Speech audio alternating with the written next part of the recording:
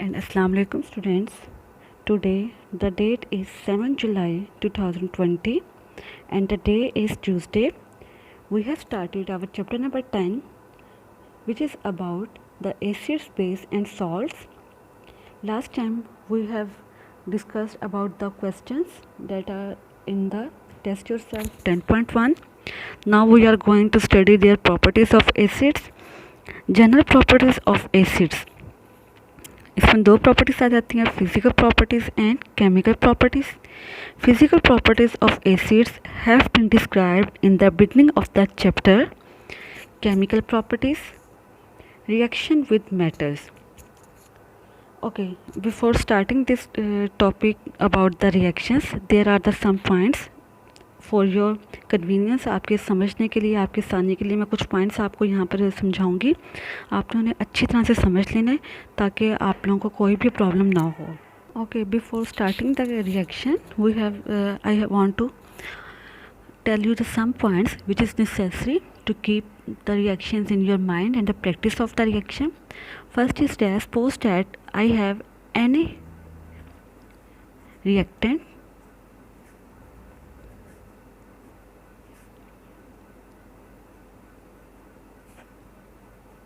ठीक है. It is a general reaction for your practice of the reactions. Every compound will contains two parts. First is positive and negative. First part will always be positive and second part will always be negative.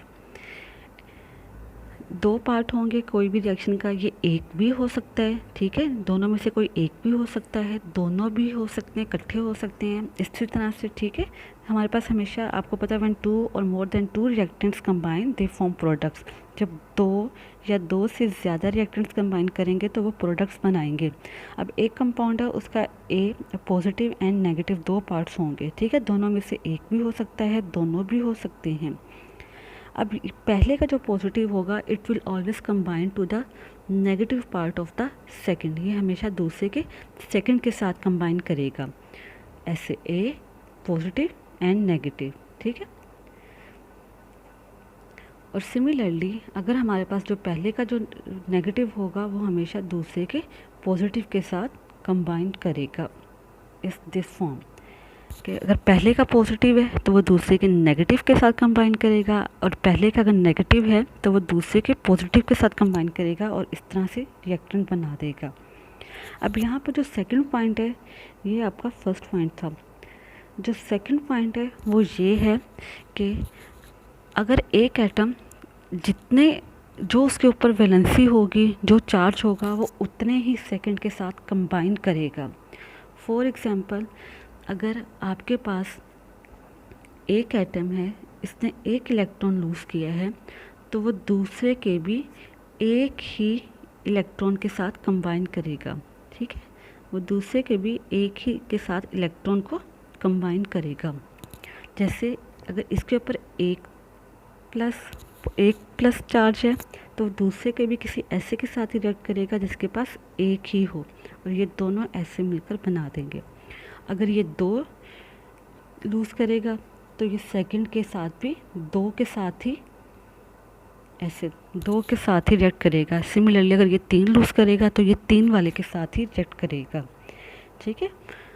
और third में point अगर देखें तो वो ये है कि अगर कोई भी एटम एक के साथ रिएक्ट करता है लेकिन इसके ऊपर कोई चार्ज हो, जैसे 2+ या 3+ कोई भी चार्ज हो, लेकिन सेकंड वाले में कोई ऐसा चार्ज आ जाए जिसके ऊपर 3 नेगेटिव नहीं होते, आपको पता 3 नेगेटिव नहीं होते, तो वो 3 एटम्स के साथ कंबाइन करेगा.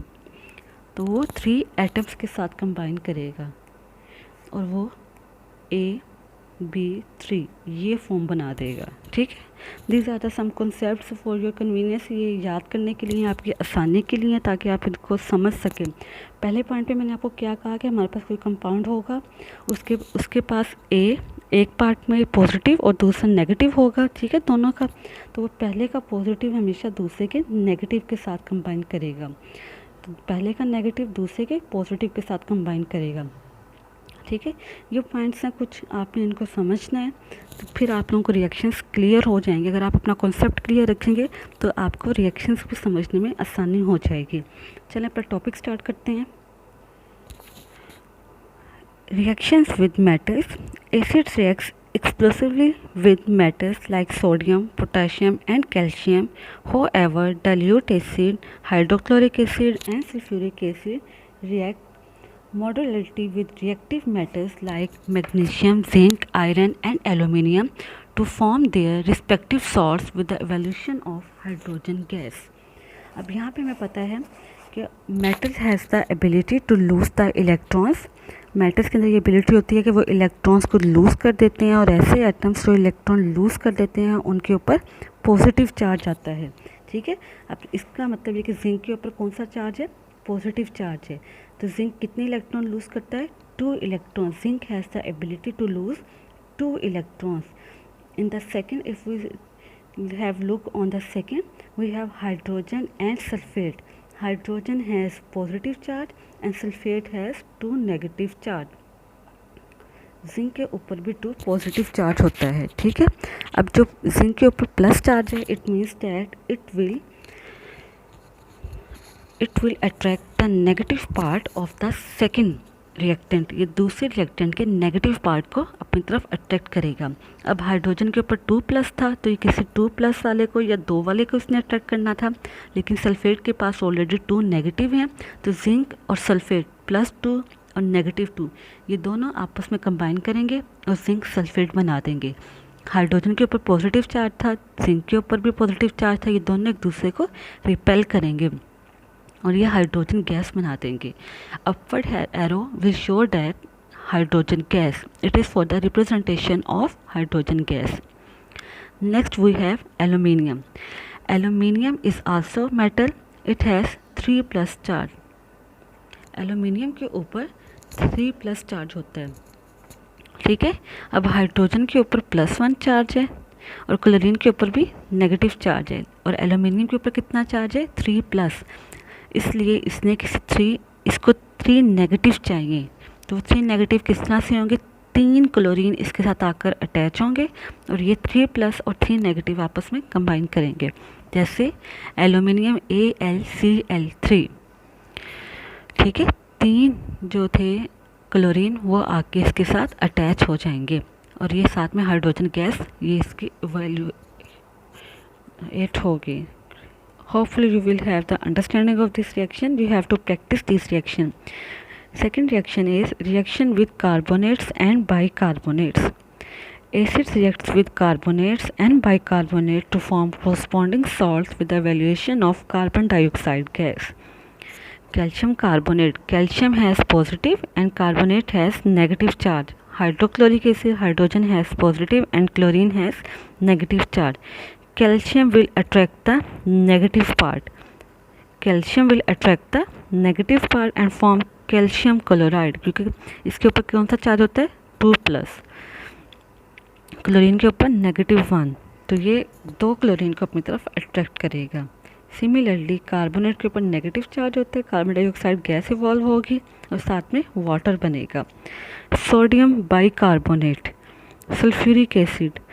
अब सोडियम के ऊपर कौन सा चार्ज है, +1, बाइकार्बोनेट के ऊपर नेगेटिव, हाइड्रोजन के ऊपर +1, सल्फेट 2 नेगेटिव, तो ये 2 सोडियम 2 नेगेटिव के साथ जाके अटैच होंगे, क्योंकि सोडियम के ऊपर +1 है तो इसके ऊपर -2 है। ठीक है, तो यहाँ पे it means that 2 sodium will combine to sulphate ion to form sodium sulfate and form carbon dioxide and water.